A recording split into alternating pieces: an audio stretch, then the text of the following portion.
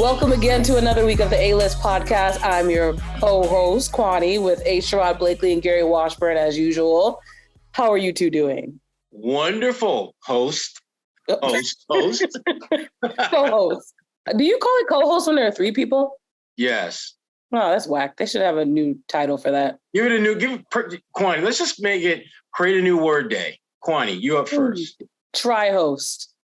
Like T-R-I host. I'm going with Gary Washburn's face on this one and say that's a no-go. This is not my best work. Under the pressure. Gary, what do you have?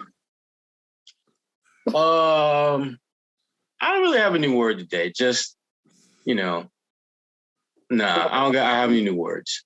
Gary the wordsmith, maybe? I ain't got nothing, man. Okay, so my answer is better than all y'all's then. At least I had an answer. Quantiloopyisms. That's my new word. Right. Making up words that don't make a damn difference to nobody but Kwani. A Quantiloopyism. All right, fine, whatever. Let's get to the Celtics. They're continuing to win as per usual. They're looking pretty good. They're the league best 20-5 record right now, the best 25 game start since 2018. What do you make of this team? I feel like we talk about this every week. You can't criticize the good, but what do you have to say? Well, we talk about them every week because they're finding different ways to beat teams. I mean, for the longest, they were just simply out shooting teams, just knocking down shot after shot. But lately, they're showing a little bit of that defensive edge that I thought we would see more of at this point in the season as they kind of figured out who they are and what they can do. But this Celtics team is understanding that at the end of the day, it's about getting wins, stacking them win chips. And they're doing that in a lot of different ways. And that, I think, is what makes them a very difficult team as we continue to go forward, because they don't really have one or two things you can take away and expect to beat them. You try to limit Jayson Tatum and force him to make more turnovers. Jaylen Brown hits you for 30, 35. If you force Jaylen to, not do some of the things he likes to do, Tatum can hurt you. Grant Williams can hurt you. Blake Griffin, they could dust the mothballs off of Blake Griffin. And he can start now and do well. So they're making it very difficult for teams to figure out a game plan on how to stop them. Yeah, I think they're playing just good basketball and doing exactly what they want to do at the beginning of the season, is get off to a fast start. And I don't think we can overplay the significance of winning at Brooklyn and at Toronto. They haven't had great luck at Brooklyn. Now they swept them. I'm talking about before then. Brooklyn's a tough team. Brooklyn's a good team at home in terms of you got two superstars in KD and Kyrie. And they pretty much handled them. They led for the last, 2.5 quarters and kind of kept pushing them back and held them 92 points. And then, Toronto coming off, had a day off, and they're very physical. And it looked like, I think it was like 64-54 or something like that. Like, okay, this is going to be one of them games where the Celtics just kind of get blown away, like maybe the two games in Chicago. But they kind of held their own. They cut it to 6 by halftime. Yeah, I think it was like 54-44, something like that. Then it was 62-56 at halftime, and then just punched them repeatedly in the third quarter and took control. And that's a good Toronto team, not a great team. I think they'll be a lot better in April when they get healthy. But that's a good club playing at home, all that. And it was cool for Jayson and Jaylen to show out again in front of Kaepernick. Kaepernick was at the game. So I thought 2 impressive wins, especially the one in Toronto on a back-to-back without Brogdon, without Horford, Blake Griffin playing 32 minutes, the most he's played in a regular season game since his last game with the Pistons.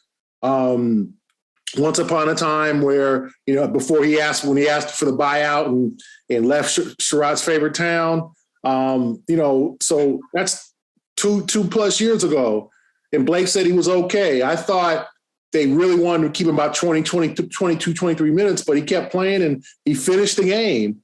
So, and he said something very important. He said he's getting healthier. Like he said, it took him a while to get his leg right, for him to get back. So this is a good thing that they can push him. Not saying they're going to play him 35 minutes. Now, he might not play for another week, but the fact that he played almost 33 minutes, I think is a huge sign that he's getting better. Because I just remember that game in Detroit couple weeks ago where he played 18 minutes in the first half and he had no more in the tank for that second half. So obviously he's getting in better shape. Obviously he's in great shape, but obviously, as you guys know, there's a difference between shape at the gym and shape on the basketball court. That's two totally different things. So it looks like a good sign for the Celtics is Blake has his legs under him now, which is very important for a guy with leg problems.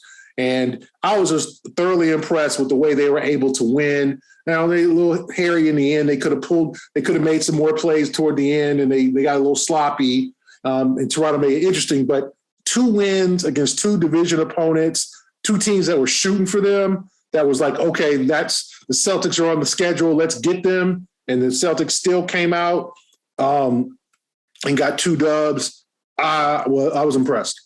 And I know we obviously it wasn't the most recent game, but I wanted to just go back real quick and just kind of look at that Brooklyn game and really lock in on what that game meant. Because to me, that game felt very much like almost a passing of the guard, if you will, with Jayson and Jaylen showing that they're not just really good young players, as Kyrie liked to refer to them often as. No, they're really good players that can not only compete with you, they can go into your building and embarrass you. I mean, there were moments in that game where Jayson and Jaylen had just moments with Kevin Durant where Kevin Durant, for one of the few times, looked old. I mean, when he lost control of the one-time ball and Jaylen is coming from the blind side, they had equal opportunity to get to that loose ball. And Jaylen got the ball, dribbled down court, slam dunk, and then later on, Tatum did pretty much damn near the same thing. And Kyrie, you got Peyton Pritchard, the other number 11, giving you the business. I mean, like ISOing, hitting you with the hizzy, raising up. Do that again. Oh my gosh. Sorry, Gary don't know. Gary, that's the sound that happens when you breaking somebody's ankle now. Clearly, the podcast has officially gone off the rails. What's that? The podcast has officially gone off the rails. That is Sherrod is God Sham God. That is what Kyrie is used to doing to other people. That is what it was done to Kyrie, and we don't see that happen often. And you don't got Tatum doing that. You don't got Jaylen. You got Peyton Pritchard doing that to you. That game felt so much like this is a team that we thought was going to be great in Brooklyn. Mm-hmm. They've had this, that, and the other happen to them. And now, not only have the Celtics come up and shown that they're ready to take the mantle, but they're not even like going to let you compete with them. They're not even going to let you like even sniff the crown. It felt like this was the beginning of the Celtics just pulling away from Brooklyn, who we don't know what they're going to do at the end of the season. We don't even know what they're going to do in season. I mean, I think Kevin Durant's going to be there till the end of the season. I think we talked about this before, but I wouldn't be shocked if Brooklyn goes into a funk and decides, you know what? Let's just get out when we can get out. When we can get like 3-4 first-round picks for Kevin Durant and keep it moving, because he ain't going to want to be here after this, because it's not going to get better. This situation will not get any better than it is now, and that's a problem. But more than anything else, it felt as though that game was the Celtics' way of saying, we here, we ain't going nowhere, and I don't give a damn what you say, Kyrie. We're better than y'all. We are better than y'all. The young boys have come up. The come up is here. It's not about the come up no more. It's the we here. There is no come up anymore. Okay. Come up is officially over. Okay, Sherrod. I got you. The Celtics clearly have been coming up this season, but another thing. The word of the day, come up. That's his word. I'm talking like an uncle. Uncle at the cookout. Well, who noticed, and it was dear to my heart, when Jaylen said after the Brooklyn game, as soon as he said it was on and cracking. I was like, that's right. Something in my generation. He was like, it's on and cracking. I was like, youngsters don't know what that means. What you know about that? After the Brooklyn game, he said it was on and cracking. Gary Washburn's eye when he heard that. Oh my God. I was like, yes, you've learned something, my son. On and cracking. Anyway, when he said that, I was like, yeah, that's right. Yeah. Thank you, Jaylen. Thank you for that one. Shout out to Jaylen's grandpa, because that's something that I can see Jaylen's grandpa telling him. I can absolutely see that. On and cracking.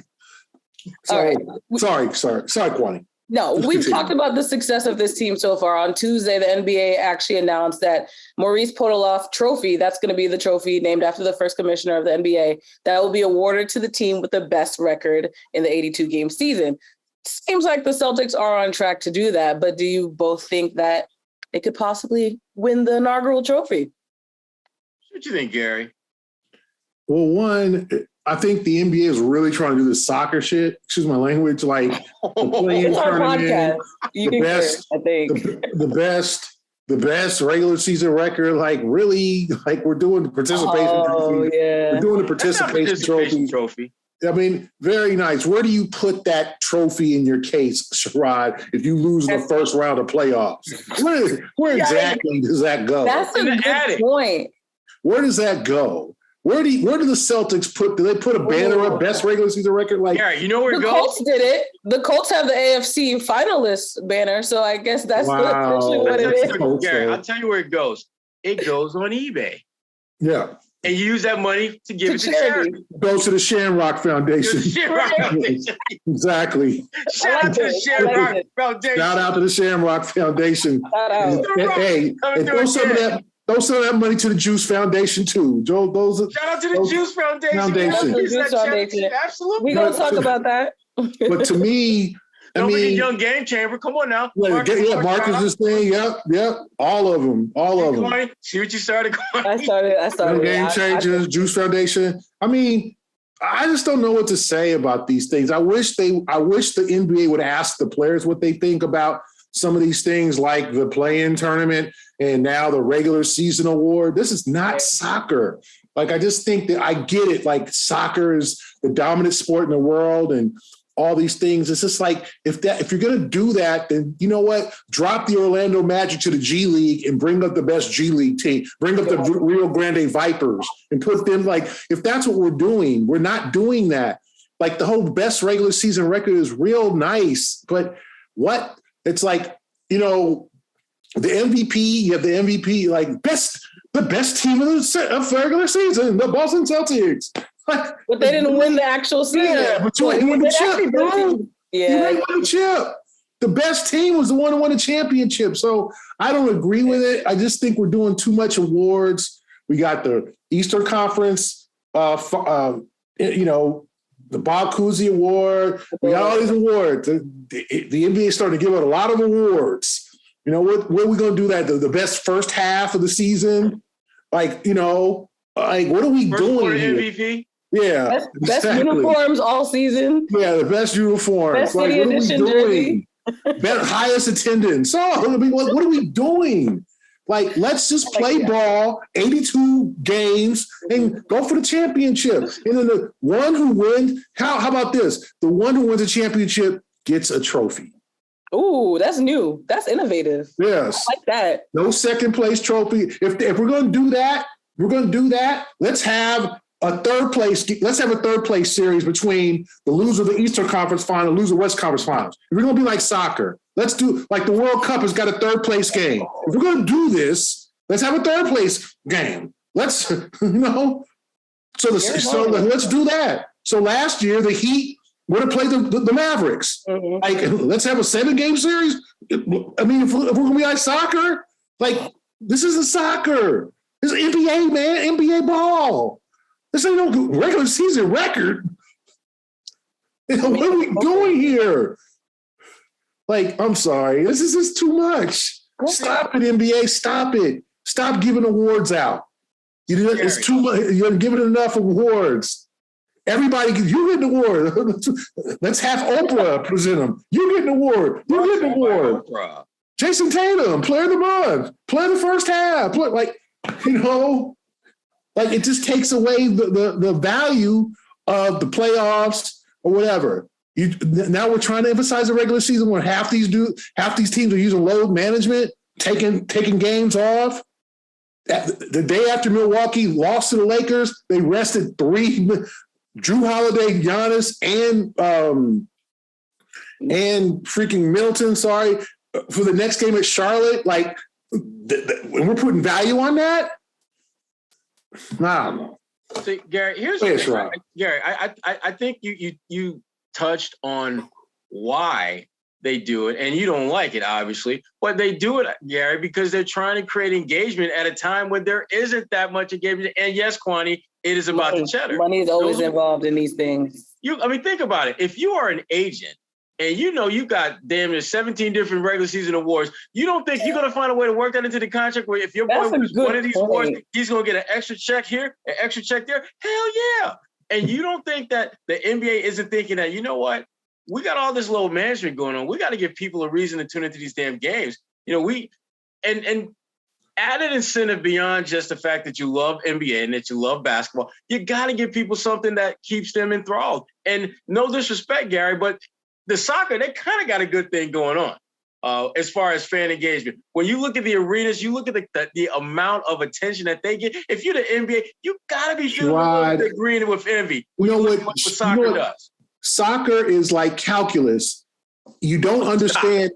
No, what I mean by that is that if I look on a game, is this a playoff game, a division game? They got regulars, warm-up matches, freaking exhibitions. Like you're looking, and it's just like, okay, when the hell is a championship? Because every time I look up in a damn soccer game between Arsenal and like, when is the finals? When your off season, bro? Gary, they don't have off season. To what's going on, you have to be an engaged fan. I'm not engaged, and it's too hard for me to study. Okay, so this isn't really important, but the really important game is this. But this is still kind of important. No, man. Gary had an agenda to hate on soccer today. I know. I'm watching the World Cup. I watch it every 2 years. Nice. Who you rolling for? Every 4 years. Every 4 years I watch a World Cup. Who's your country? Who's your country? U.S. fool. Oh, okay. Sorry. No, I don't know. U.S. fool. They're not in it no more, so you got to root for somebody else. No. Cameroon. That's what you roll with. Yeah, Cameroon. They beat out their colonizer. They beat their colonizer on Tuesday. So Morocco's an African country. Yeah. People don't really consider Morocco an African country, but Morocco is in Africa. So let's go, if we're going to do that. Oh, out there on the West Coast. Brazil. I want to see Brazil play Argentina. When I went to cover the Olympics, I just learned that is like Yankees, Red Sox. That is. I remember being at a Brazil-Argentina basketball game, and the Argentinians traveled from Argentina all the way. Yeah, that's where they came from. Argentina came from Argentina. Argentina's traveled. That's craziness. Well, they jumped to the minivan or something and drove from Buenos Aires to Rio, and they got a whole section high in the stands and was chanting like all these chants in Portuguese Spanish. And the lady next to me was a Brazilian, and I asked, I said, what are they chanting? And she started laughing. She's like, I can't repeat it. Like it was vulgar. Wow. It was like war, because they just took what happened in soccer. So I want to see Brazil against Argentina. I don't know if they're in the same bracket. I got home look at my brackets, but I want to see those two play for the championship or the semis or whatever. But Gary, that's part of the appeal. Why, if you're the NBA, you want to sample stuff that they do, because you want to create that engagement. You want to create that excitement. I agree with having a World Cup. You want the NBA in many ways to look like soccer. I agree with the World Cup idea. I agree with the World Cup idea in basketball. Like every other off year from the Olympics, the Olympics will be 24, World Cup will be in 26. I agree with that. I think you can kind of mimic the soccer World Cup with basketball World Cup, but this whole let's make the NBA like Serie A or the Champions League. No. Well, I can't watch a match on TV. This is a big match. Well, is it a title? No. Is it playoffs? No. Is it arch rivalry? No. But if they win this cup, which doesn't really mean a championship, but it's some kind of Champions Cup.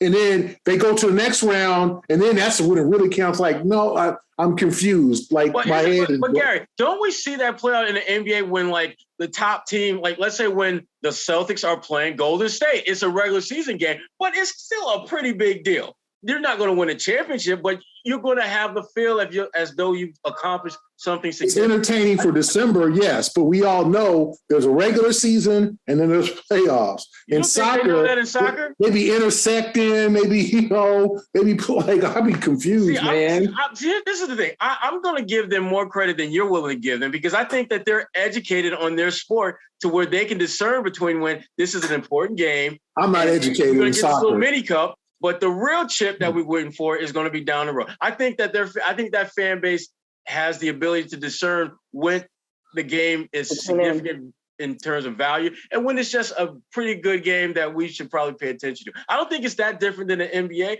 but if I'm the NBA, you damn right I'm going to try to steal what they're doing because what they're doing is absolutely paying off. When you watch them play, when you watch the fan engagement, everything about soccer is on a bigger, larger scale than the NBA. If we're being honest and real about it. And that doesn't mean their game is better than the NBA. It just means that their fan engagement is on a much more global scale. This is a worldwide sport. Basketball is trying to become a worldwide sport. Like soccer, already there. Everybody plays soccer. Everybody don't play basketball. Right. Like, the NBA is trying to do great things to develop basketball in China and in India and in Africa, which is a continent, not a country, obviously. But African countries, like the NBA is trying to develop to be at that level. But like, I understand. I'm just confused. Like I need a introductory, like international soccer for dummies. Like I know the teams, but when does the game really mean something? Like, and when's the championship game? When can I watch that? What time is that game? That's all. Well, someone gets Gary some lessons on soccer, also known as football around the rest of the world. Gary, I'm going to connect you with my dude, Drake Hills. He going to help you out. Yes, I know him. MLS reporter. Get you right. Okay. I know you're talking about. I know him. There we go. My dude. He's going to get you right. He got me right. He's going to get you right, too. Okay. We talked about the Juice Foundation, so I guess it's time for the Jaylen Brown segment of the podcast. Finally. There we go. Okay, first of all, we'll start off the court because Sherrod was not in attendance at the second annual Juice Gala at the Museum of Fine Arts. Why weren't you there? Because I was doing what I do most nights this time of year, grading some damn papers from college students. Okay, trying to get them right. All right, like Kwani Lunis not that long ago. That's true. All right, that's acceptable. There you go. Gary, you were there with me. What was your favorite part about the gala? Blake Griffin is the host. He's a very funny guy. And I just like the camaraderie. I like that everybody from the team showed up, even 3 players from the Heat. Mm-hmm. Kyle Lowry, Victor Oladipo, and Jimmy Butler showed and showed. And then Jaylen invited, and Jean McGuire, the 91-year-old woman, the civil rights activist, the woman who invented and created Metco, and a Boston fixture. She was there and said a few words. And I think it's awesome that Jaylen has bonded with her, invited her to his. He visited her house a couple of weeks ago and took some photos and all that and talked to her for, he said, an hour and a half or so. And she came out and she's a lively woman. You'll never anticipate. She was 91 years old. So that was fiery. That was the highlight of the evening for me, is that not only are these, the players who are reaching out to the community, I think that the players can do a lot more. I'm not saying they're not doing enough or whatever, but I think the little things that these guys could do, go sign a basketball, go make an appearance at a Boys and Girls Club, go shoot some baskets, autograph, whatever, for 2 or 3. You don't have to be all day, and you ain't got to talk to Uncle Louie, and we talked about the Uncle Louie and Pookie and all that. I don't know. I know that some of these guys are worried about, how it looks, or I don't want to, I got other stuff to do, but just those little time you could touch a kid's life, you know what I'm saying? And you don't have to be there all day, but just a Saturday on an off day, go down to the, whatever neighborhood, Roxbury, Mattapan, Lawrence, whatever neighborhood, and make an impact on the community, because there's a lot of kids that love the Celtics, the one that can't afford to go to games, would love to go to games and would tell for years how they met Jaylen Brown, Jayson Tatum. They shook his hand. Not just the ones in the first row at the Celtic games. I'm always a person that, I'm hard on the Celtics about the T-shirt toss, and people think I'm being funny, but you don't throw T-shirts. You only throw T-shirts to the ones in the first level who are probably make a little bit more money than those in the 300. Why not throw T-shirts? And they have machines, and I've seen them in other arenas that go real high. So why not give the T-shirts to kids, to people who really want them, really use them, not the kid who's, I'm not saying, every kid deserves something, but the kid who, the season ticket holder who gets, everything or whatever, and has a waiter coming to him, bringing him cheeseburgers. I mean, what about the kid who's his first Celtic game ever, or first time seeing Jayson and Jaylen live? I think that's important. Their parents had to probably splurge to get that ticket. Yeah. Couldn't get chicken tenders. To reach those kids too, not just the ones, the season ticket holders. That's our world. We live in that's our world. It's a haves and have-nots, unfortunately.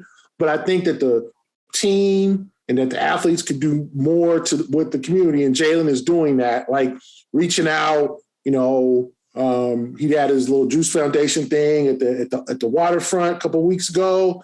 And these guys, I don't think they understand, and I think they do, but I think it's got to, like, it used to be, when I was growing up in the Lakers, I grew up in LA, where it was like Michael Cooper was at the mall and he signed an autograph. Like, it was like you could touch these guys, and then the community after that supported you. People ask, well, why does LA love Magic Johnson and not Kareem Abdul-Jabbar? Because Magic, when he came to LA, Magic reached out to the community. He became a man about the town. Whatever, white, black, green, Magic was LA. Kareem never really embraced that. Kareem went right back up to the hills and chilled and played. And, he didn't feel like he had to do that. Mm-hmm. So people were like, well, why doesn't people like Kareem and they respect Kareem, and I'm a Kareem guy, but Kareem never came down to where I was to the mall and signed autographs or whatever, and just made a kid's not day but life. Mm-hmm. With shaking a hand or taking a picture or a selfie. I think once you get to, you don't understand how important that is to young kids. Well, Gary, I think part of it, Gary, is that what we're talking about, these athletes doing, you either do it because that's authentically who you are, or you choose not to do it. And I think a lot of athletes choose not to do it because that's just not authentically where they're at right now. Should they be there? Absolutely. I think when you have the platform that a lot of these athletes have to do some of the most simple things that can be life-changing, you should do that. But if you're not at a point in your career, in your life, where that matters to you, where it matters enough to where you're moved to do something along those lines, you don't. I remember, when I was in Detroit, me and Richard Hamilton had a conversation one day, and he talked about being at a basketball camp where he got a chance to meet an NBA player and how that meant the world to him, because he's thinking that someday I'm going to have a shot at doing this. And I appreciate this dude coming in my neighborhood in Coatesville, PA, and just engaging us. And now it's no surprise, he would have camps, when he was in the league, and he would be doing a lot of that stuff with kids as well. So I think a lot of it just comes down to what is authentically you, and are you comfortable enough with who you are to let others see that side of you. Jaylen has been like this from the jump. I mean, this brother came into the league, trying to set up things with, Silicon Valley, things of that nature, and just really thinking the position that I'm not just an NBA player, I'm a businessman, I'm a CEO, I have other interests outside of my ability to knock down jump shots and dunk the ball. Mm-hmm. And Jaylen has been very intentional about making sure that about it. A few years ago when I was down, this was right before the pandemic, rules set in, Jaylen was working with his high school on a working with their curriculum, program, trying to implement some things there. Working on. And I'm gonna tell you right now, the average NBA player ain't trying to let alone go back to school, let alone help his school educate everybody. And so Jaylen is very unique in that regard. And a lot of that just comes down to how he was brought up, the things that he places a tremendous amount of value on. And more than anything else, just willing to put in that work. And we see that in a lot of the stuff that he does off the court. But we tend to focus more on what's happening on the court. And understandably so. That's why he has the platform in large part, because of what he does on the court. But, Jaylen, he's just one of them. He's a Renaissance basketball player. His bandwidth of interest is much wider than most. And, you got to respect that. I mean, he's trying to be more than just a basketball player. And now, does that mean everything he touches will turn to gold and every decision he makes will be the right one off the court? No, he's going to make some mistakes. We sometimes forget that Jaylen is still a relatively young man. I think he just turned 26, last month or something like that? October, So he's still, October 4th or something like that. But he's figuring it out of what he needs to do, and he's going to make some missteps along the way. But the effort, the intent, the focus, and just the sincerity of what he's trying to accomplish, I don't think you can really deny that that's real. I think it is noteworthy of the fact that a team whose fans booed you, let's be real about that part. When you got drafted, When you got drafted, you still found, because when we talk about the NBA players in the sense of there was this argument about whether or not players should be loyal to the cities that they're in, whether it's like being from an Atlanta area or Jayson Tatum being from St. Louis. A lot of times that's where they go back to for their charity events. And that's understandable. But to become embedded in the place where you have your NBA career is also rare. And the fact that he was able to seek out Jean McGuire, the executive director of Mecca, which is a really big part of Boston's history, and she was a very influential person in the city, I think is very telling to your point of what he's done. But my favorite part about the gala was the fact that when I talked to Oladipo, who was there as well, Grant Williams, both of them said they had never been in the MFA. So I asked Jaylen about it, and he said that the reason why he had the event in the MFA partly was because of the fact that a lot of people of color don't feel the need to ever step inside of a museum like that, whether it's the fact that our arts aren't displayed on the walls or the fact that we're not even represented in the arts on the wall. And if you look at the room that they were in, it was the Art of Europe room. So the fact that he used his platform to, I think, create a sense of belonging for people of color in those spaces, but also kind of send a message to the MFA in a respectful way of like, all right, we can put ourselves in these spaces, but as a result, you should at least make sure we're represented in the future as well. And one more point about Jean McGuire, Gary, I think you may remember this. At one point, she was honored during the gala, and then she's in the corner of the room right next to a painting that's actually entitled Boar's Hunt. And in the painting, there's a boar and like cats, like squirrels, like a bunch of different animals. So she's talking, accepting the fact that she's being honored. And at the end, she says, I want to see more African-American art in this museum. She points at the image and she's like, this is the most integrated image in the room right now. Everyone starts like chuckling or whatever, but it's like that awkward chuckle when you're like, dang, she's right. Mm-hmm. And then she just basically calls on the MFA to make sure that there is more representation overall. So I think in addition to raising money for the Juice Foundation, it's very powerful to have an event there because of the hopefully social change that can come from it, which is literally the guy's motto. So very well done, well executed event. Yeah. Right, where were you? Yeah, where were you? Great. Educating the next generation, but other than that, I wasn't doing that important. Yeah, don't do that. The same thing, right?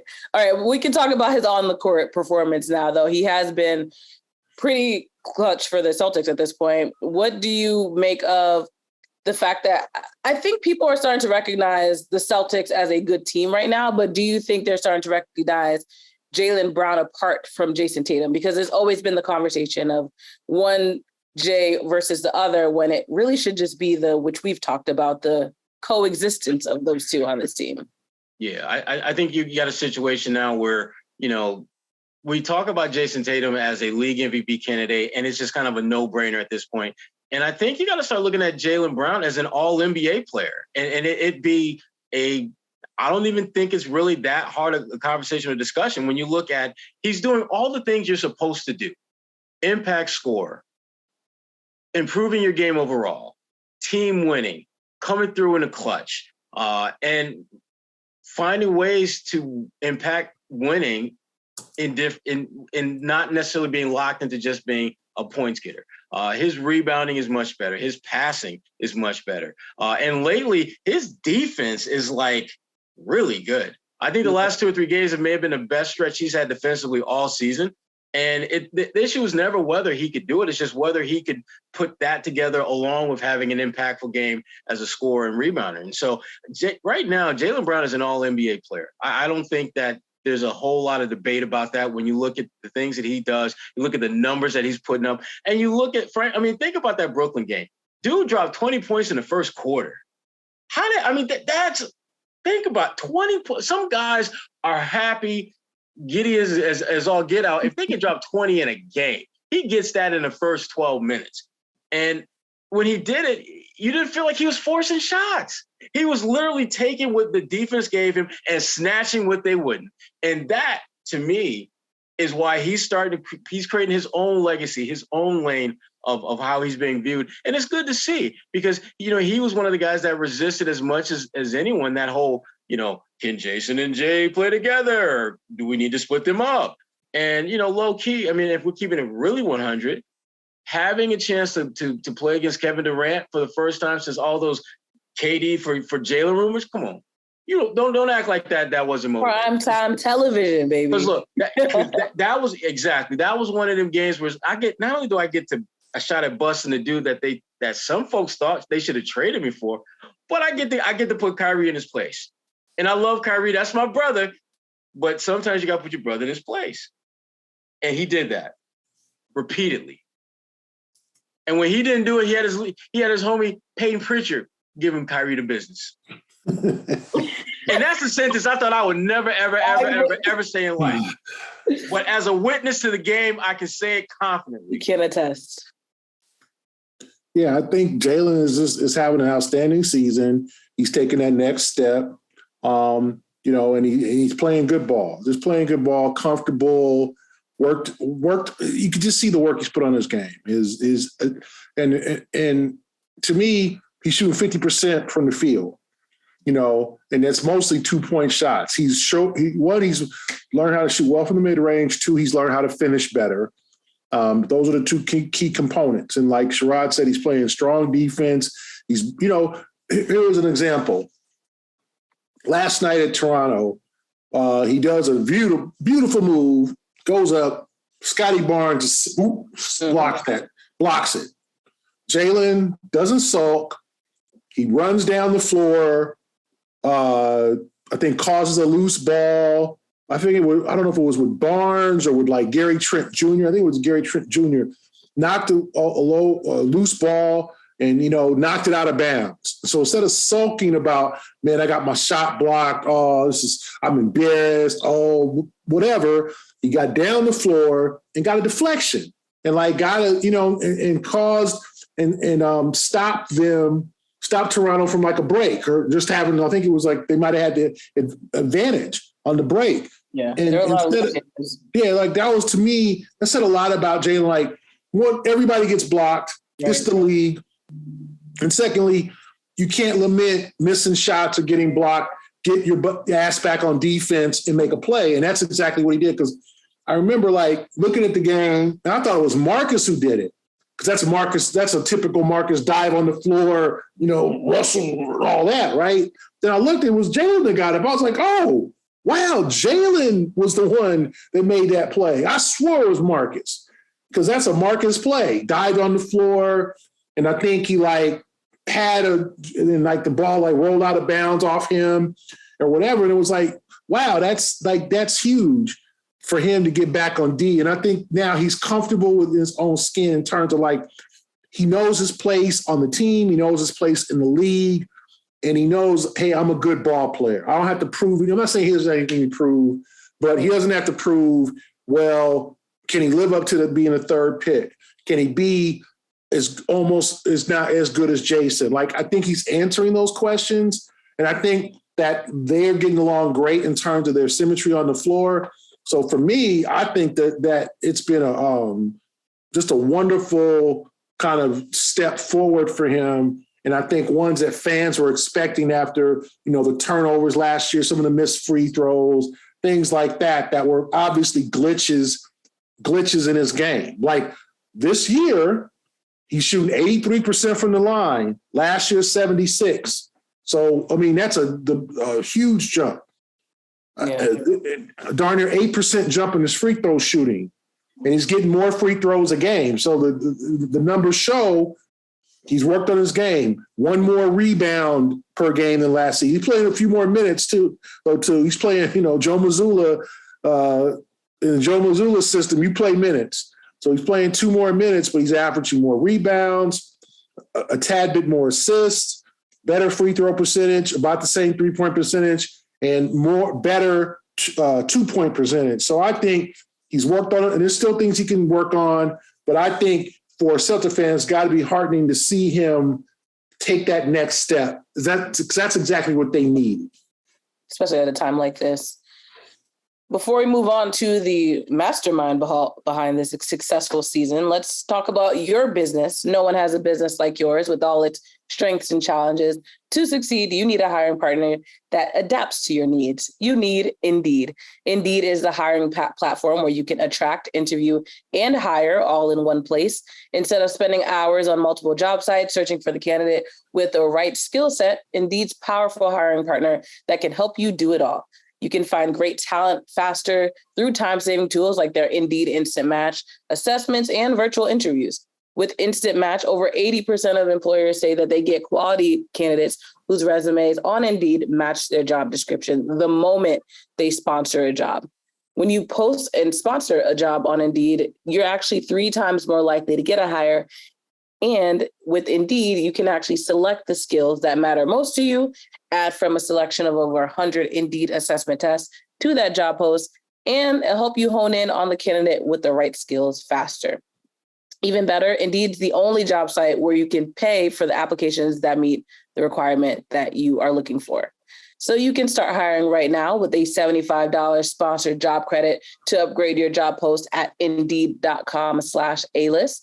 You can claim that $75 credit right now on Indeed.com/A-list. Terms and conditions apply. Need to hire? You need Indeed. And you know where I'm going with this. A great hire for the Celtics, of course, or promotion at least, was for that of Joe Mazzulla.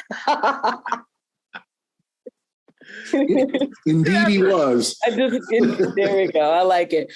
But Mazzulla did say that the Time Lord is pretty close to returning. What will be our expectations from Mr. Robert Williams III? Stay healthy. I don't care whether you play 20 minutes and you got a big fat bunch of eggs across the stat line. Stay healthy. They're not going to need him until they get to the playoffs. And when I say need, I mean they're not going to need him to have a significant impact or presence until they get to the postseason, because they've already figured out how to do this damn regular season thing without him. Sure. So to me, the regular season, and to some degree, it's a tune-up for everyone, but it really is a tune-up for Robert because of the number of games he's already missed and the fact that they have figured out ways to be successful without him. And the games, the way this team is built right now, the course that this team is on the path of right now is all about a championship. And Robert Williams III, he enhances your likelihood of winning a championship. And that enhancement comes to full fruition once you get to the playoffs. But they need him back so that he can get comfortable, so he can figure out what his role will be and things of that nature. Because again, Robert Williams, I do believe at this point, his return will significantly impact Boston's chances of winning a title. I think right now, without him, I'd say that they're the odds-on favorite. With him, I think they're the undeniable favorite. I don't think it's really that. I don't think there's a close number 2 to them if they got a healthy Robert Williams, based on how they played, based on how guys at every single level are contributing, and last but certainly not least, based on the way that defense is starting to look a lot like last year's defense in terms of impacting the games. When you're blowing teams out because they can't stop you from scoring and you're putting the clamps on them at the other end of the floor, you're going to be putting up a C-note by 3 quarters while the other team might be chugging close to 7. Struggling. They're and again, Robert Williams, he's a big part of just advancing the style of play and the success that this team is having right now. Yeah, I think, like Sherrod said, just keep him healthy, bring him back slowly. Don't have, they'll do that. They'll be cautious about it. Make sure he gets back in basketball shape, makes an impact, plays his 20, 23 minutes a game. And just keep him under bubble wrap, keep him healthy, keep him ready for April, because that's the key. You want him healthy in April. You don't need him healthy, right now, and then him getting hurt. And obviously, this is a guy who's had a series of injuries over the years. So the question is, do you expect that he's going to get hurt again? I'm not talking about a major injury, but do you think he's going to have an ankle or a hip or something like that? You probably do, right? You probably expect, okay, something's going to come up, knee soreness, ankle, something, you're going to have to expect that. Robert is not a 75 game per year guy. He just isn't. And will he ever be? I don't know. But early in his career, he has not shown that type of durability, but he has shown that type of effectiveness when on the floor. So you want to make sure he's on the floor. You want to bring him back slowly, maybe at 10 minutes here or 5-minute intervals, 5 minutes in the first half, 5 minutes in the second half, and then 15 and then maybe 20. And now you have other guys who can play. You have Al Horford who can get it done. You have Blake Griffin who's gotten it done. Even Luke Cornett's gotten it done. So you don't need to put Robert out there for 36 minutes in a game or whatever. Just keep him and make sure he communicates to the training staff, hey, I'm feeling good. Hey, I'm a little sore. You're just going to have to – that's how you're going to have to treat him because, somehow, unfortunately for him – unfortunate things tend to happen to him injury-wise. He's had some real strange injuries, like hip edema, things like that, it's just to the point where you have to realize that that's who he is. And I think the Celtics' most important responsibility is to keep him ready, make sure he's ready for April. Make sure he's ready for the Bucks, for the Raptors, for the Heat, whoever they play in the playoffs. All right, let's quickly play pick and roll because we have to play a game on not every episode. We have been missing some, but that's neither here nor there. Pick and roll, pick a player. Why are you rolling with them? Blank isn't getting nearly enough credit for his role in Boston's fast start. It doesn't have to be a player. It could be a coach. Could be an executive. Could be a president. It could be Kwani. Could be me. It's not though. I'm gonna go with Gary's favorite player, Derek White. He's not getting enough credit for his role in his start because, again, he is a guy that his ability to knock down shots, it allows them to keep him on the floor and not consider playing the whole offense-defense game. His ability to knock down open shots is hugely effective in them being able to do a lot of what they want to do offensively. And because of his length, because of his defensive acumen, he gives them another guy that when teams are looking to switch, there's not going to be this significant drop-off in terms of the opponent having advantage over who they're switching out onto. I look back at the Brooklyn game where you had moments where you had Kevin Durant, being guarded by Jayson Tatum, and then he winds up being guarded by Jaylen Brown, and then it's Derek White, and then it's Al Horford. And it's like Kevin Durant is a great scorer and can score in all of those guys. But there isn't this significant drop-off when he gets switched out on one from another. There is a change, but it's not significant to where that Kevin Durant is about to get a bucket because this guy can't guard him at all. And that's the benefit of having a Derek White out there who not only can defend, but you can't slack off him defensively like we saw teams do last season. You have to respect his shot. Otherwise, he's going to make you pay. And the minute you start respecting his shot and giving him the attention that he deserves, that's going to mean you're not giving Jayson Tatum as much attention. You're not giving Jaylen Brown as much attention. And that's why so many times we're seeing now they're able to get to the cup and finish because teams are not able to slouch off other guys as much as they could before. And Derek White, to me, is the best example of why that is maybe the biggest difference between this year's team and last year's team. Having more guys who can knock down open shots, something that Derek White has done a much better job of this year than he did last year. I'm going to say Grant Williams. I'm going to say just a guy who his price has gone up. The Celtics should have signed him. Yesterday's price is not today's price. Yes. It is what it is. And, he just continues to make plays.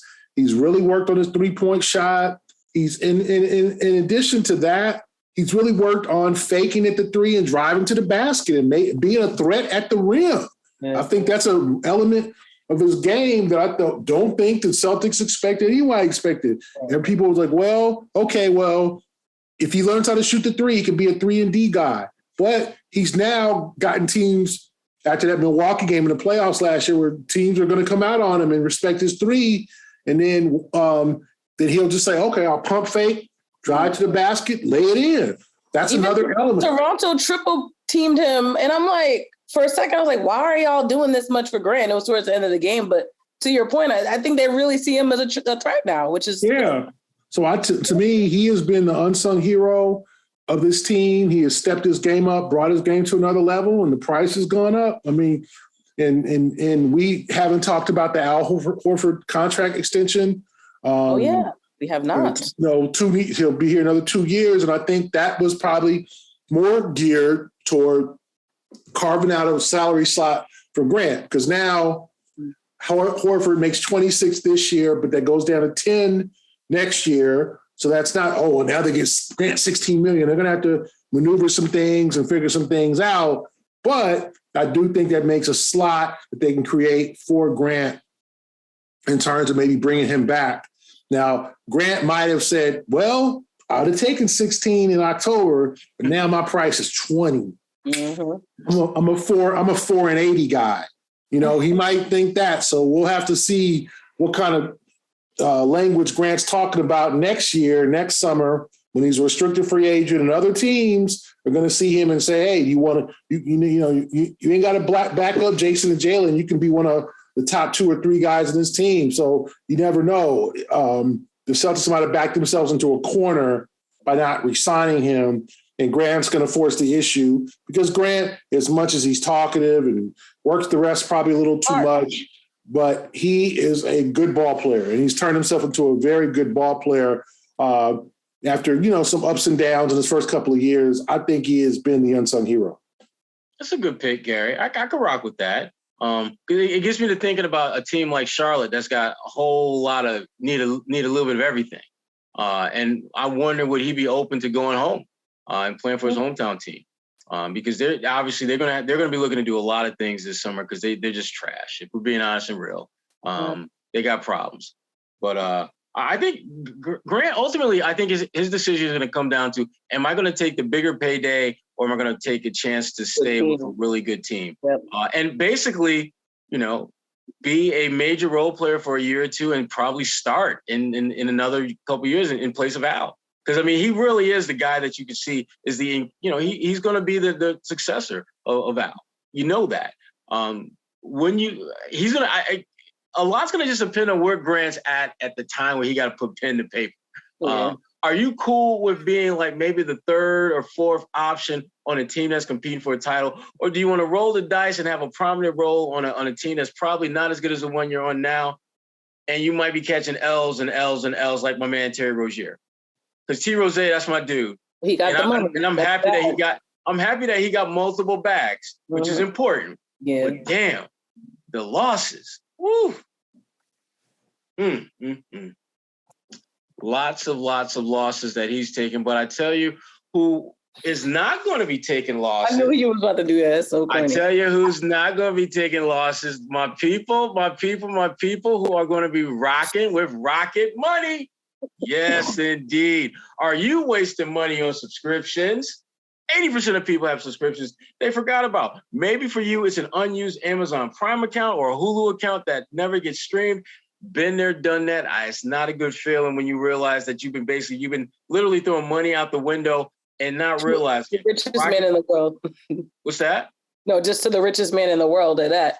Then there's that, yes. There's this great app that I use that helps me track all of my expenses. And because of it, I no longer waste money on subscriptions I don't even use. You might have heard of it. It's called Rocket Money, formerly known as Truebill. Do you know how much your subscriptions really cost? And this was, for me, this was like the the come to Jesus moment when I'm looking at, and it breaks down like what I'm paying. I'm like, damn, why am I'm paying how much? Rocket Money it does a great job of bringing all those things to light and helping you figure out what you want to keep and what you need to get rid of. I no longer waste money on subscriptions I don't even use. And that's a big thing, particularly at this time of year where you're going to be spending a little bit more money on the holiday season, like Gary's going to be spending for me and Quanny's Christmas gifts, and you want to save some money. You want to have a little extra spending money, and Rocket Money can certainly get you there. You could be wasting hundreds of dollars each month on subscriptions you don't even know exist. There's this app that I love, again, that takes care of that for me. It's called Rocket Money, formerly known as Truebill. The app shows you all your subscriptions in one place and then cancels for you whatever you don't still want. Awesome. Rocket Money can even find subscriptions you didn't even know you're paying for. You may even find out you've been double charged for a subscription. That hasn't happened to me, but there was a couple of subscriptions that looked a little sketchy, and it turned out, yeah, I was being double billed. So Rocket Money saving you money and then some. To cancel a subscription, this is really, really, really, really easy. All you have to do is press cancel, and Rocket Money takes care of the rest. So get rid of those useless subscriptions with Rocket Money right now. Go to rocketmoney.com/A-list. Seriously, it could save you hundreds of dollars. That's rocketmoney.com/A-list. Cancel your unnecessary subscriptions right now at rocketmoney.com/A-list. Back to the Quanny Lunis production. Thank you. Thank you very much, co-tri-host. So the Indiana Pacers. Gary, go get your girl, Gary. Call back. All right. So the Indiana Pacers are surprise team thus far, 13-11, fifth in the East. What do you make of them? I'm going to go take this one, Gary. Yeah, you take that one. I love what I'm seeing out of the Pacers. Anyone who's been around me for the last X number of years knows how I feel about Rick Carlisle as a coach. That's my guy. Mm-hmm. That man look, I've seen him pull some incredibly amazing success stories out of teams that were just trash. He won 50 games with a Detroit Pistons team that had no business winning 15, let alone 50. And so he's that good. He's at his best when I think his teams are not giving much of a shot of being anything. And he's finding ways to win games. He's got those guys competing. They play hard, they play smart, and when the game is tight, he finds a way to get them over the finish line and get that win. They're going to be a tough team throughout the regular season, but come playoff time, when you get the lock in, they won't be around very long. But again, that wasn't the point. That wasn't the point of this season for them. This was a growing season, and for them to have a competitive regular season, that's going to bode well for them going down the road. Yeah, I think the Pacers are just, like Sherrod said, playing hard. A lot of good young guys, Nembhard, Benedict Mathurin. And then kind of the center of the crew is Tyrese Halliburton, who obviously came over from Sacramento last year. Buddy Hield, Miles Turner. They just have a bunch of young guys. I mean, our friend Aaron Nesmith has gotten some minutes for them. They just play hard and they scrappy, and they don't have a bunch of big names.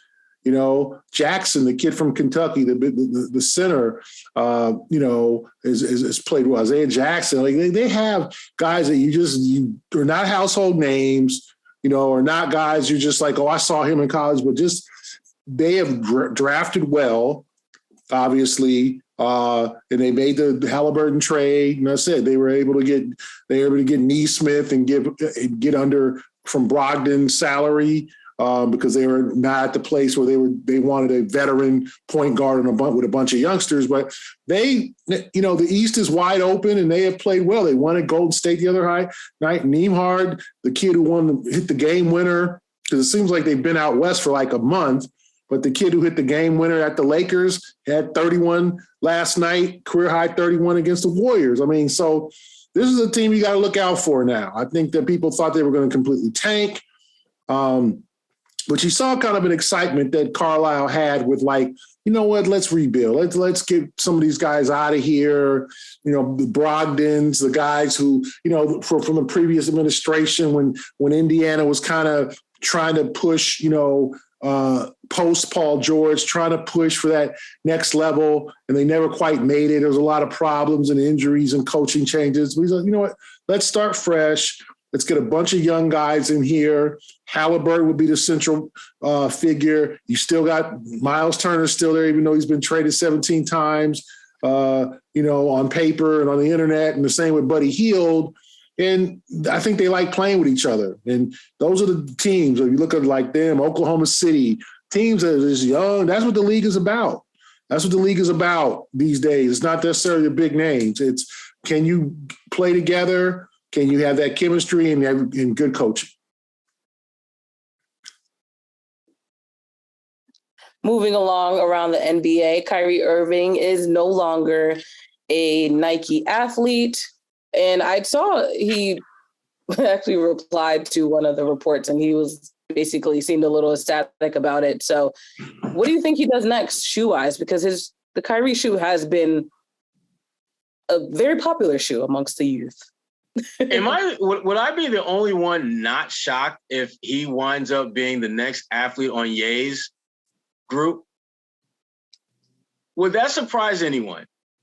It wouldn't, but Ye's still trying to figure out what he's doing because he hasn't had any support with, but do you think that would be a deterrent for Kyrie? You think that would be a deterrent for Kyrie? Oh, no. I could easily see them going independent and just making something from scratch, making their own brand, which I wouldn't put past either of them. They have the money to do so. I thought Kyrie alluded to that a little bit about when he talked about his supporters and he said, show out, essentially. It seemed like he was trying to low-key say, maybe we need to galvanize our resources and let's do our own damn thing, which I think that would be interesting. That would be very interesting. I did also see the sneakers are 50% off on some sites. So does that mean for real? Hold on a second. Let me just make sure. Does he, not him looking at it right now, but does that mean he would still get a cut if that's the case from Nike? Is that part of the contract? Depends on the language of his contract. I think once it's terminated, there may be a period of time where if any sales or proceeds garnered by X date, then you get whatever percent. Or it could just be once the contract is terminated, that's it. You get nothing. I don't know the specifics or the particulars of his contract along those lines. Yeah, but they are 50. I don't know if this is good that I'm saying this, but they are, every sneaker is 50% off. And I am very curious to see what the numbers are. Yeah, any Kyrie sneaker on the Nike site right now is 50% off, which I don't really like the way these look. But hey, I mean, a lot of people love his shoe. So I'm just curious as to what's next. Gary about to buy you some for Christmas.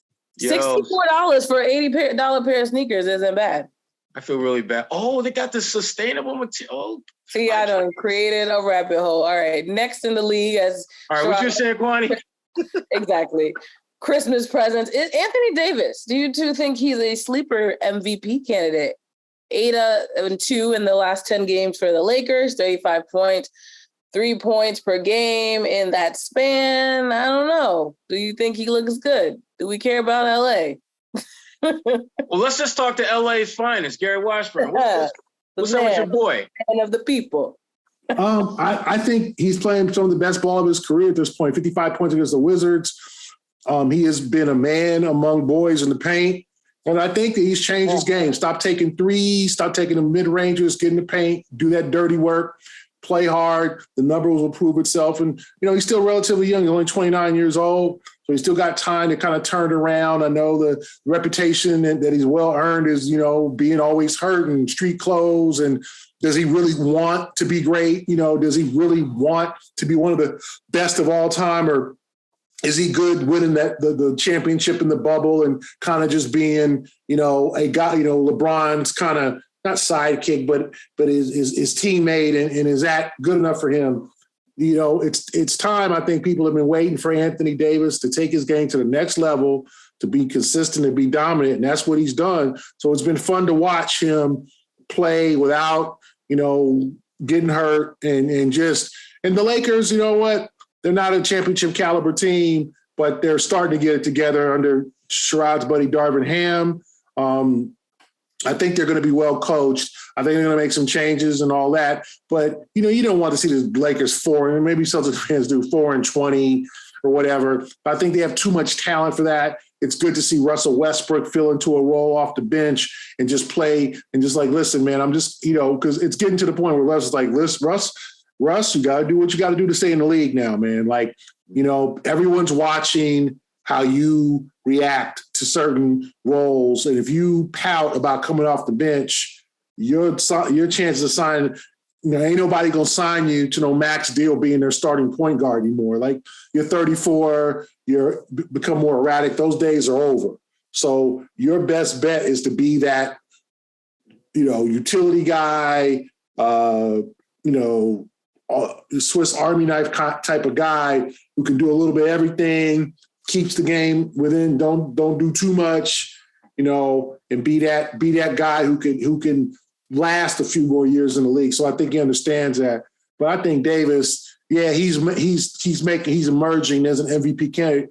Now, if the Lakers win, 38 games, he ain't win no MVP. But if they win 48 games or 50 games, which, they'd have to make a real run to do that, then I think he would be really up for it.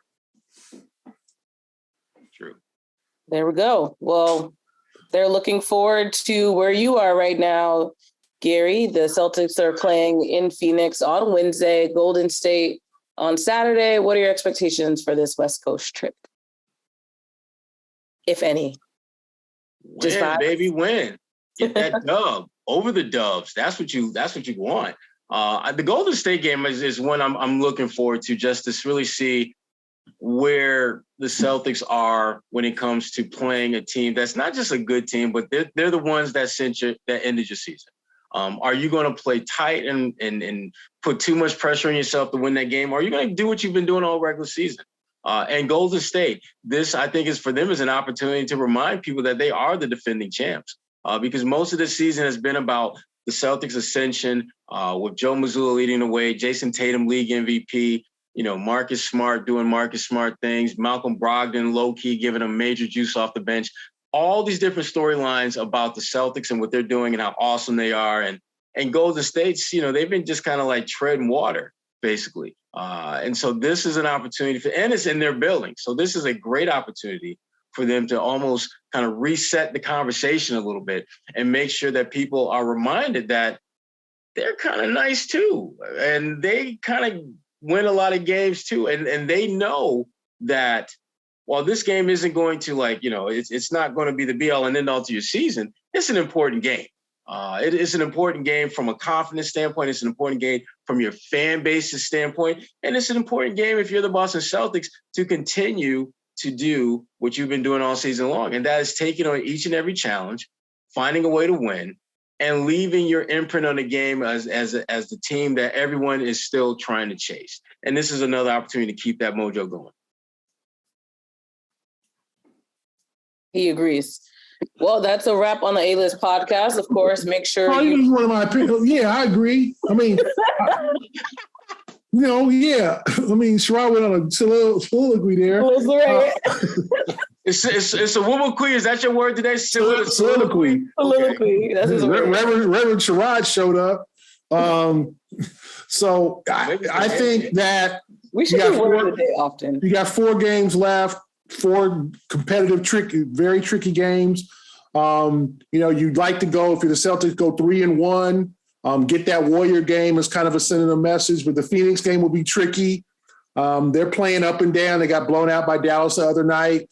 But they can easily take all 4. They're capable of that. And I think they're motivated to do that. But I think if they come back 3-1 in the next 4, because now, as they say, you done won the first 2 games of the trip, so now you got to get greedy. They may have thought, okay, let's go 4-2, and now you done won the first 2, so okay, now let's go 5-1, or let's try to win 3 out of the next 4. And I think they'd be disappointed if they split the next 4. So I think 3-1, and maybe that. Game off a back-to-back in LA against the Lakers might be a little bit difficult. Maybe, Devin Booker goes for 50 tomorrow at Phoenix, and Phoenix has given them trouble over the years, or obviously Curry and Thompson and those guys will be fired up. So it's going to be good quality games, good basketball. But I think if the Celtics go 3-1, they'd be very happy. But I think the guys had to go 4-0. And speaking of West Coast and entertainment news, the People magazine is reporting that Nia Long and Ime Udoka have broken up after 13 years together following the NBA coach's alleged affair. You don't have to comment, but I just felt like it was noteworthy because it used to affect the Celtics. Yeah. You hate to see any of that kind of stuff, dissolve the way it has. But Nia got to do what's best for Nia. I mean, and her kids, in which I think that's that certainly is a factor in all this. So, and Ime, he's got to figure out a way to move on and move forward, and just, recalibrate his career and his life, whether that's coaching or doing something else. So you hate to see it, but it's not a surprise or a shock or anything like that.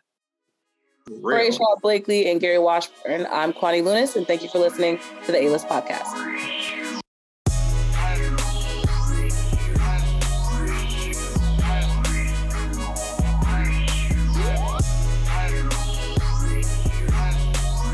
The A-List Podcast is powered by Indeed. Start hiring right now with a $75 sponsored job credit to upgrade your job post at Indeed.com/A-List.